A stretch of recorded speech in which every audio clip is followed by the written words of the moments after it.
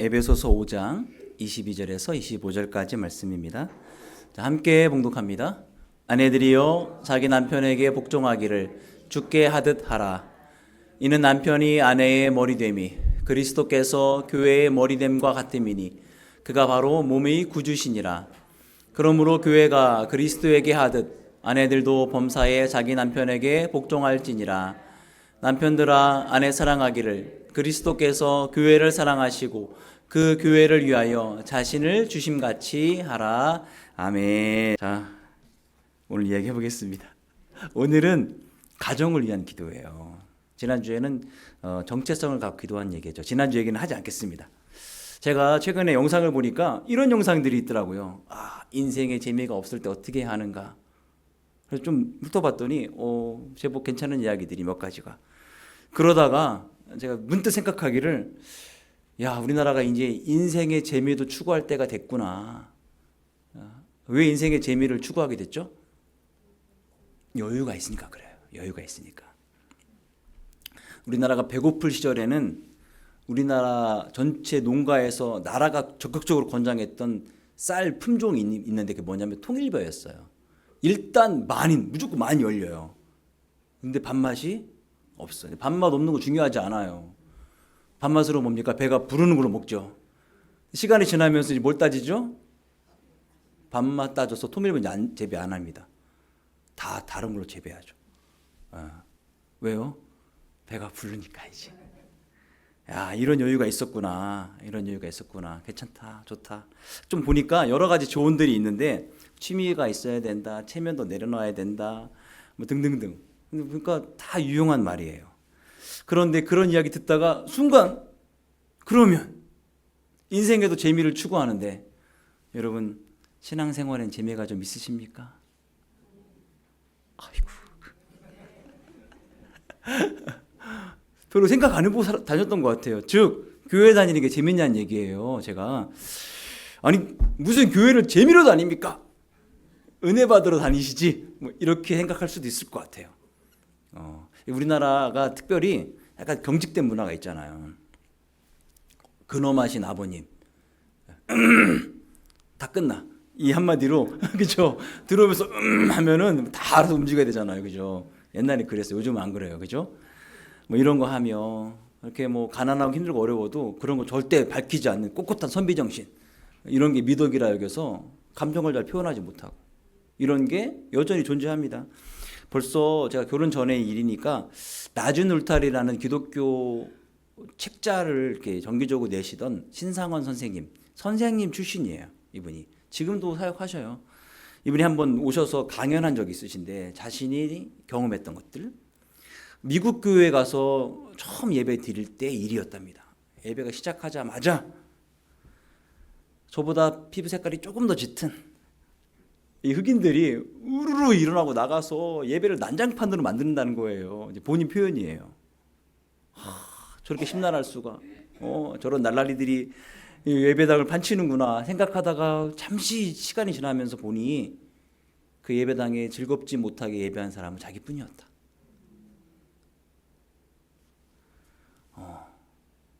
자세가 경건해야 하나님 앞에 경건하게 예배 드리는 겁니까? 그건 아니잖아요. 그죠? 그래서 내가 너무 경직돼 있구나. 너무 거칠에만 살피고 있구나. 저 사람들은 하나님 앞에 예배하는 것이 그렇게 좋게 막 특유의 흑인들 그루브가 있잖아요. 뭐 분위기가 있잖아요. 그죠?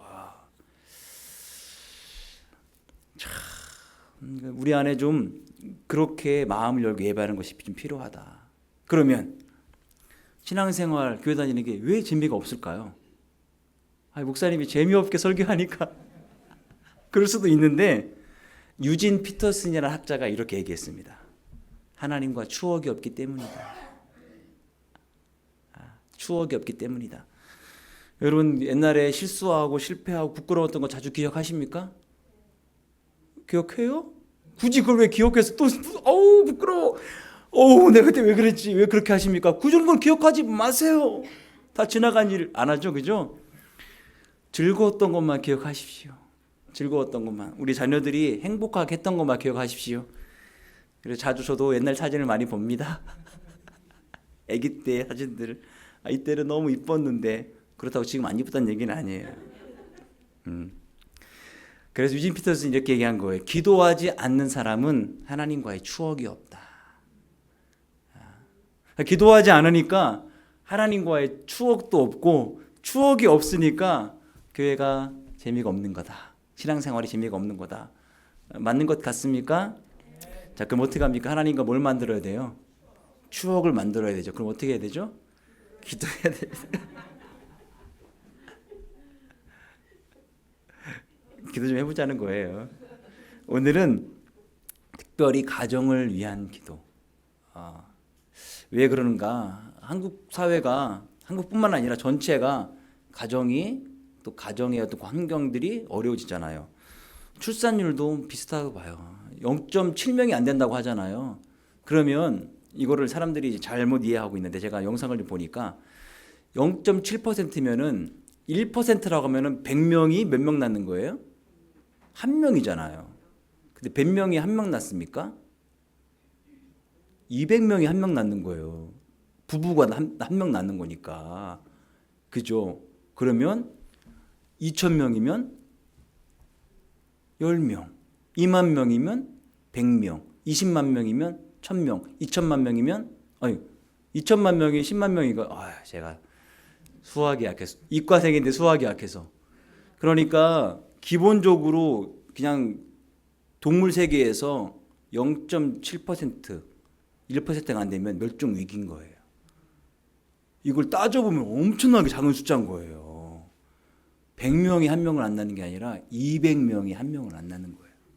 인구가 줄어드는 건 순식간인 거예요. 그러니까 이런 위기 속에 사실은 다른 이유도 많이 있지만 더 기도할 때인 것 같다 생각이 됩니다.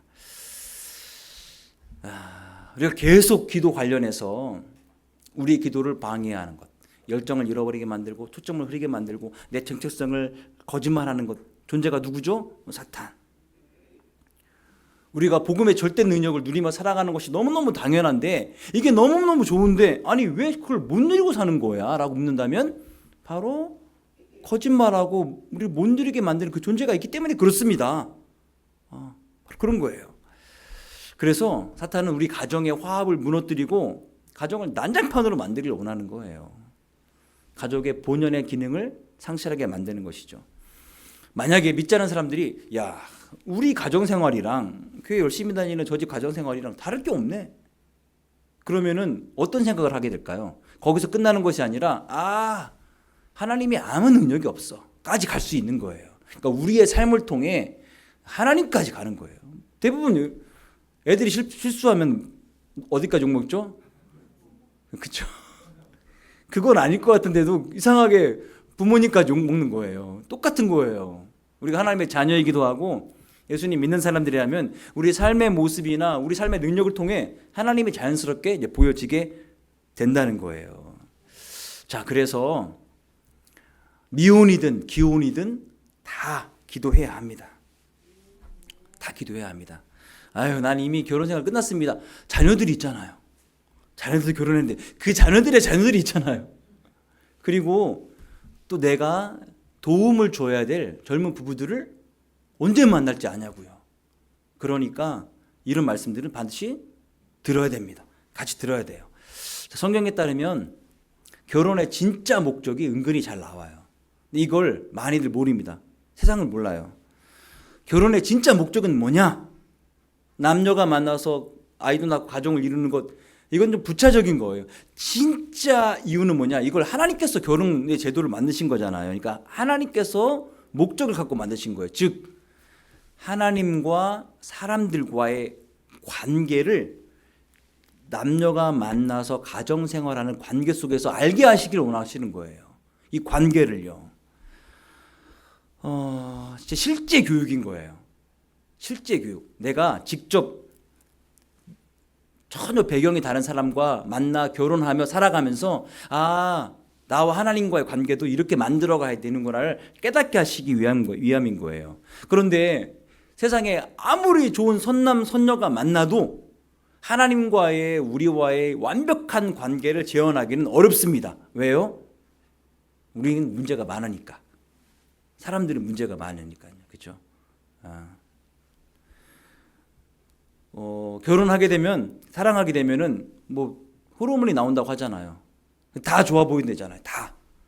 콩깍지 씌운다. 이게 사실이라는. 근데 이게 유효 기간이 한 3년 5개월 정도? 그런데 김성건 목사님이 사모님보다 한 뼘째가 작답니다. 키가.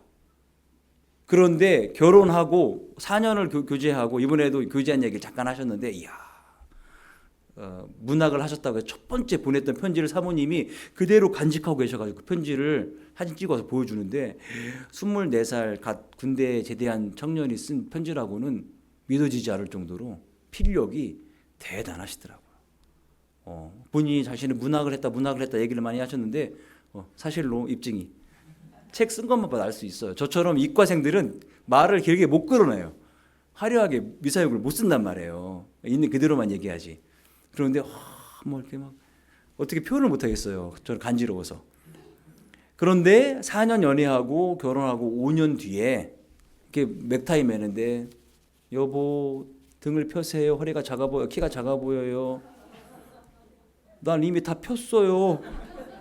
왜 이렇게 작아 보이죠? 내가 원래 3cm 작아요. 한 번도 10년간 한 번도 작다고 못 느꼈다는 거예요. 자기 표현으로, 목사님 표현으로는 지형지물을 잘 이용해서 연애할 때에도 높은 데로 다니고 이렇게 했다고 하는데, 콩깍지가 10년 만에 벗겨진 거예요. 10년 만에.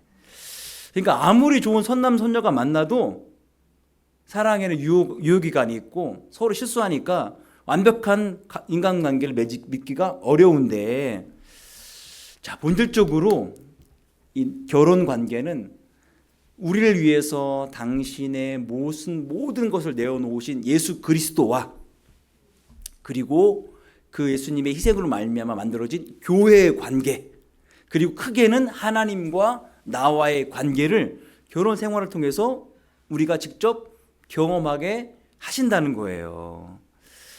이거를 사탄은 어떻게 하고 싶은 거예요? 훼손하고 싶은 거예요.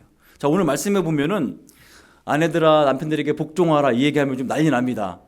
제 뜻을 모르면은 도대체 요즘 뭐 어떤 시대에 남편들 아내에게 무조건 복종하라 하는가? 이 말의 진짜 의미들을 알아야 돼요. 남편들은 5장 22절에 아내 사랑하기를 그리스도께서 교회를 사랑하시고 그 교회를 위해 자신을 주심같이 하라 말씀하십니다. 예수님께서는 교회를 위해 생명을 주셨어요. 그러니까 교회가 예수님께 복종하고 순종하는 이유는 우리를 위해 죽으셨기 때문에 그렇습니다. 그렇게 아내들을 사랑하기 때문에 아내들은 복종하라는 거예요. 여러분, 그렇게 사랑한다면 복종하지 않을 사람이 어디 있겠어요, 그죠? 그 의미가 담겨 있는 거예요. 관계가 너무너무 중요합니다. 우리가 생각했던 이상으로 관계가 중요해요. 가정에서 여러 가지 압박과 긴장과 토라짐과 뭐 말다툼 막 일어나죠. 트집도 막 언쟁도 벌어지고 사소한 것 갖고 싸우고 말도 안 하고, 이게 우리 자체가 부족해서 일어나는 것도 있습니다. 하지만 남편이 문제 때문에 그럴까요? 아내 때문에 그런가요? 애들이 너무 반항해서 그런가요? 아니면 부모님들이 애들에게 관심이 없어서 그럴까요? 아니면 주도권을 못 잡아가지고 주도권 싸움인가요? 요즘처럼 다 뿔뿔이 자기 방에 흩어져가지고 핸드폰 보다가 밥 먹는 것도 야 밥 먹어라 문자 보내면 다 집에 나오는 핸드폰 때문인가요? 다 그렇다라고 얘기할 수도 있겠지만, 이런 부분들은 아주 작은 부분들이고 진짜 중요한 문제, 진짜 문제, 사탄이 우리 가족 주변에 맴돌고 있기 때문입니다. 이걸 정확히 알아야 돼요. 사탄은 우리 가족 구성원은 아닌데 우리와 늘 함께 있어요. 소름 끼치죠, 그죠? 그래서 우리 가정이라든지 관계들이 파탄나도록 끊임없이 거짓말하고 있어요. 이걸 알아야 돼요. 그래서 우리를 기만하고 속여서 엉뚱한 데다가 우리 화를 막 쏟아내게 하는 거예요. 사실은 우리 가족들이 우리에게 가장 좋은 말을 들어야 될 대상들인데, 우리는 이웃 사람들에게 예의를 차리면서 우리 가족들에게 별로 예의를 안 차립니다. 그렇죠? 집 밖에 나갈 때는 꽃단장을 하지만 집에서는 다 늘어진 옷을 입고 죄송합니다. 저도 주로 런닝 차림으로만 교회 출근 안 하는 날은 대부분 면도도 안 해요. 피부가 약해서 이게 늘 자극이에요. 그래서 면도를 웬만큼 안 하고. 그러니까 제가 보고도 야, 참 무시시하다. 그런데 이제 교회 올 때와 집에 있을 때하고 차이가 많이 나죠. 정장도 꼭 차려입고. 저만 그럽니까? 그렇게 안 하시는 분들은 잘하시는 겁니다. 잘하시는 겁니다. 그래서 가장 예의를 차리고 가장 사랑스러운 말을 나눠야 할 가족 구성원들과 사실은 제일 예의를 안 차리고 편하게 있는 것이 사실이기도 합니다. 그래서 우리 가정이 사단이 틈타기가 쉬운 거예요. 그래서 그리고 나서 아싸 오늘도 한 가정을 깨뜨렸다 얘기하며 승리품을 챙겨가죠. 이럴 때 사탄이 전혀 예상하지 못하는 부분이 있는데 그것이 바로 가족 구성원이 함께 기도하는 겁니다. 뭐라고요? 함께 기도하는 거예요. 함께 기도. 저도 이걸 놓쳤어요. 우리 아이하고 같이 기도 제목을 나눴어야 되는데 제가 농촌에서 살았기 때문에 고등학교 때 수업 중에 농업 시간이 있었어요. 농업을 배웁니다. 농업을. 진짜 농사 짓는 걸 배우는 게 아니라 농업 관련해서 뭐 이런 여러 가지 정보들 배우는 거예요. 근데 지금도 기억나는 게 있어요. 이제 여름 중간쯤 되면은 뭐 합니까? 이렇게 농약을 친다 하잖아요. 농약으로 방제를 하는데 열병이 생기니까 방제를 하는데 아유 너무 덥고 힘들고 해서 난 이번에는 하지 말아야 되겠다 해서 우리 눈에는 농약을 안 친다 있을 수 없다라는 거예요. 보통 논들이 다 몰려 있잖아요. 마을에. 그러면 이제 옆집 논은 농약을 하는데 우리 집은 농약을 하지 않았다. 그러면 어떤 일이 벌어지는지 아세요?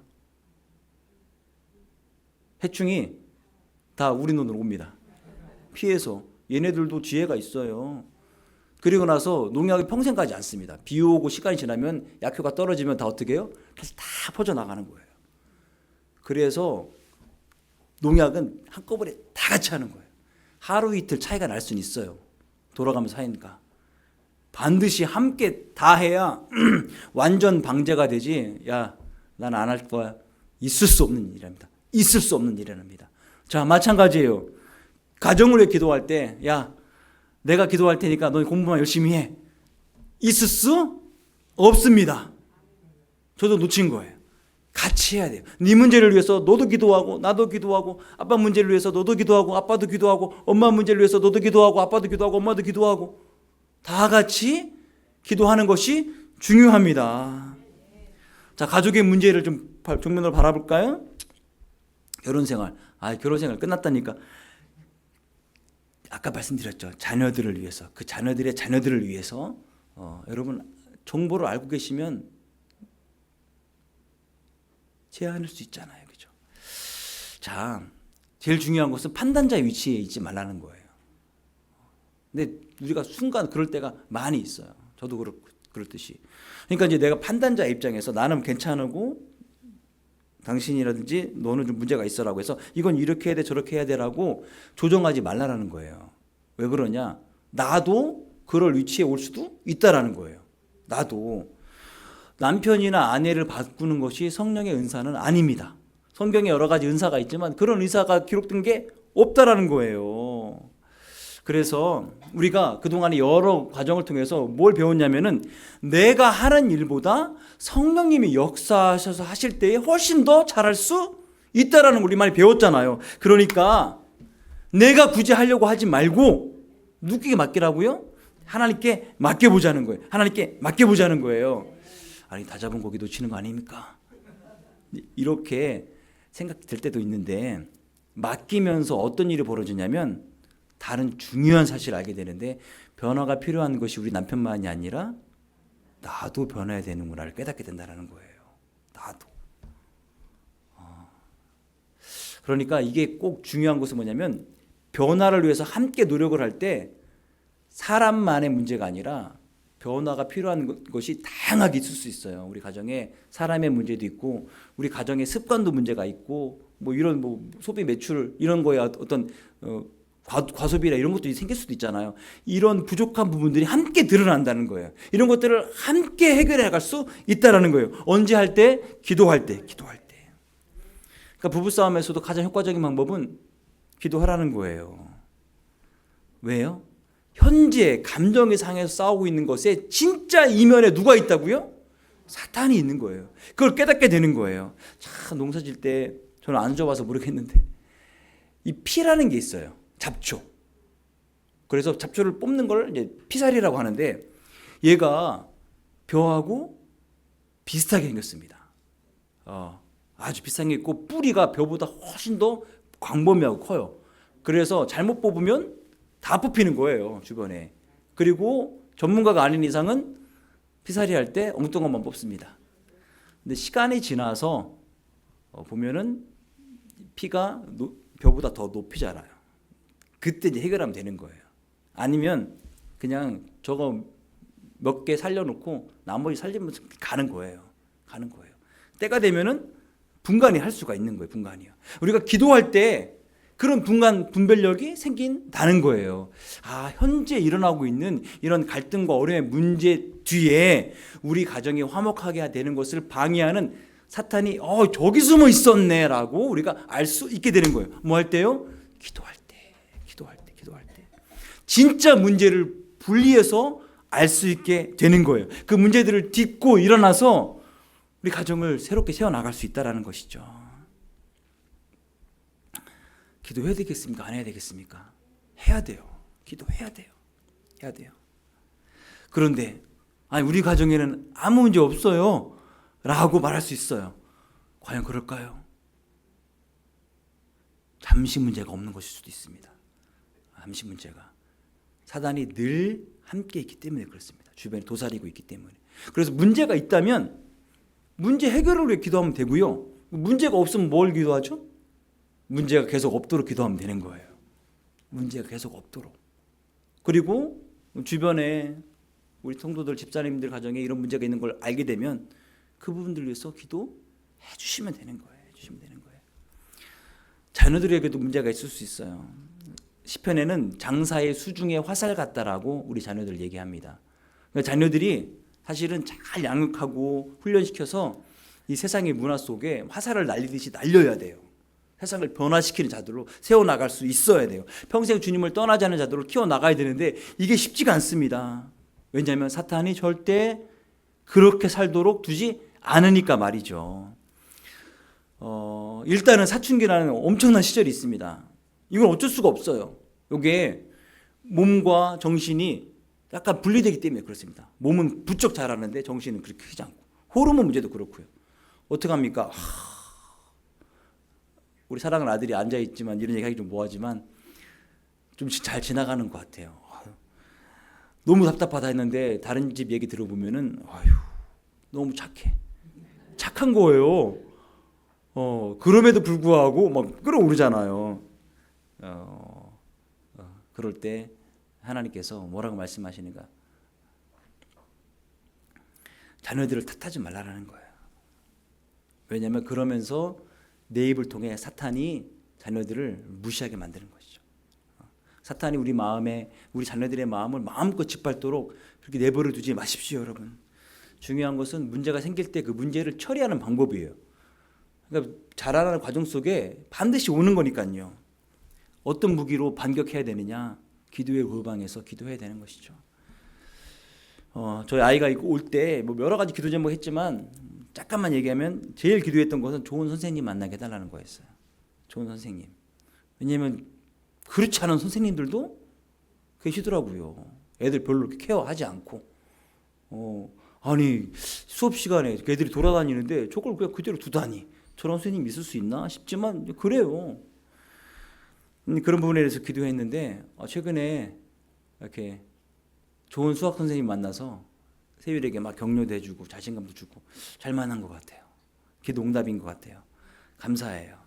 본인은 어떻게 행할지 모르겠지만 다른 가족들과도 문제가 생길 수 있습니다. 그럴 때 어떻게 합니까? 기도해야 돼요.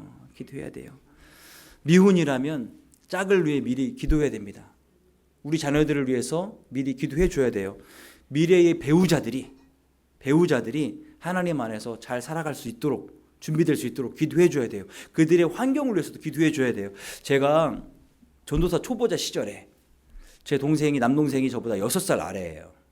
그런데 이제 저의 남동생은 농어촌 공사에 근무를 하고 있고 그 당시에는 수원에서 인도권으로 본사에 출근하고 있었는데 어느 날 집에 가보니 이 친구가 게임을 하고 있는 거예요. 컴퓨터 게임을. 저 형제들은 컴퓨터를 일찍 만졌지만 게임 같은 거 잘 안 했어요. 잘 못하고 취미도 없고. 그런데 평생 안 하던 친구가 게임을 하고 있어요. 야, 너 게임해? 했더니 한숨을 쉬면서 이유가 있어 그러는 거예요. 왜? 했더니 자기네 팀장이 게임을 좋아한대요. 팀장한테 맞춰주기 위해 게임을 하는 거예요. 연구하고 노력하고. 야, 어이가 없다. 직장생활 요즘 이렇게 해야 돼. 그러는 거예요. 그래서 교회 인도권 본사에 뭐 신우회 같은 거 없어? 없어. 지하실에 체육관은 있어요. 거기서 운동해. 운동 가끔 하고 있어. 근데 게임 안 할 수가 없어. 그래서 참 우울하더라고요. 게임 잘도 못하고 하지도 못하고 취미도 없는데 팀장이 게임 좋아하니까 맞춰주려고 게임 연습을 하고 있는 거예요, 집에서. 제가 그 순간에 형이니까 야 그러면 네 환경을 좀 바꿔달라고 기도해보자. 그리고 몇 년 뒤에 이명박 정부가 들어서면서 공공기관을 지방으로 이전하게 됩니다. 그러면서 농어촌 공사가 나주로 이주가 돼요. 나주로. 그러면서 완전히 해체됩니다. 수원으로 남을 수 있었지만 말단 직원이니까 수원으로 못 남고 그래서 일이 별로 없는 그 당시 제가 이제 근무했던 또 우리 동생이 학교 다녔던 논산지사로 그래서 이전하게 된 거예요. 그러면서 게임 좋아하는 팀장과 결별했죠. 더 이상 게임 안 하게 됐죠. 오, 우연의 일치라고요? 여러분 기도해야 우연도 일어난다니까요. 이런 믿음을 갖고 살아가야 더 많은 기도 응답이 이루어지는 겁니다. 믿으시기 바랍니다. 믿으시기 바랍니다. 그리고 직장 생활이 더 좋아졌느냐? 아니요. 또 다른 사람들이 생겨나서 계속해서 그럼 기도하자. 그래서 괴롭히던 어떤 한 분도 그 보직이 좋으니까 절대 그 말 안 들은데 안 옮기고 반공무원이잖아요. 공사니까. 그런데 다른 직장으로 옮겨가게. 포인트 몰래 빼가고. 그런 상사도 있더라고요. 전화 와도 절대 안 받아. 전화 안 받는데 자기 울리는데 안 받는데요. 그러면 막 하다가 어쩌다 받고 새벽 4시에 은행 간다고 하고 퇴근하고. 야, 제가 그래서 아니 그렇게 직장 생활하는데 안 잘려요? 안 잘려. 그럼 어떻게 해야 돼? 몰라. 그러면 그 사람 옮겨가달라고 기도하자. 옮겨갔어요. 시간이 좀 걸렸지만. 여러분 이렇게 믿음을 가지고 환경과 상황이 바뀌도록 기도도 하자라는 거예요. 아직 아이가 없다면 태어날 아이나 조카들을 위해서도 그 태의 환경을 위해서도 기도하자는 거예요. 가족을 위해서 구체적으로 전략적인 기도. 여러분 뭡니까? 이름을 들어가며 기도하는 거예요. 소홀히 하지 않고 기도해야 되는 거예요. 누구나 다 가족 이름을 불러가며 기도해야 됩니다. 여러분 기도해야 될 가족들이 얼마나 많이 있습니까? 그렇죠? 기도 이름을 쭉 적어보자고. 이름만 불러도 한 20-30분 지나가는 가정도 있잖아요. 그죠? 예. 이름만 불러도 돼요. 이름만 불러도. 하나님께서 야 이름 불렀는데 기도 제목이 뭐야? 이렇게 물으시는 분 아니라고요. 그죠? 사도 요한은 내 영혼이 잘된 같이 내가 범사에 잘되고 강건하기를 내가 간구하노라라고 그렇게 기도했습니다. 다윗은요 내 마음의 소원대로 허락하시고 내 모든 계획을 이루어 주시기를 원한다라고 기도합니다. 성경은 우리의 가정 생활이라든지 구체적인 어려움 등이라든지 관련된 직접적인 여러 가지 일들에 대해서 구체적으로 기도할 때 응답해 주시겠다라고 여러 가지 구절에서 우리에게 약속하고 계시는 거예요. 잠언 말씀을 좀 볼까요? 잠언 16장 3절 말씀 한번 쭉 읽어봅시다. 시작. 너희 행사를 여호와께 맡기라. 그리하면 내가 경영하는 것이 이루어지리라. 그 다음이요. 사람의 행위가 여호와를 기쁘시게 하면 그 사람의 원수라도 그와 더불어 화목하게 하시느니라. 다음이요. 너는 마음을 다하여 여호와를 신뢰하고 내 명철을 의지하지 말라. 너는 범사의 그를 인정하라. 그리하면 내 길을 지도하시리라. 어머니로서 자녀들을 위해 하나님께서 주신 말씀도 있어요. 볼까요? 잠언 14장 26절 말씀.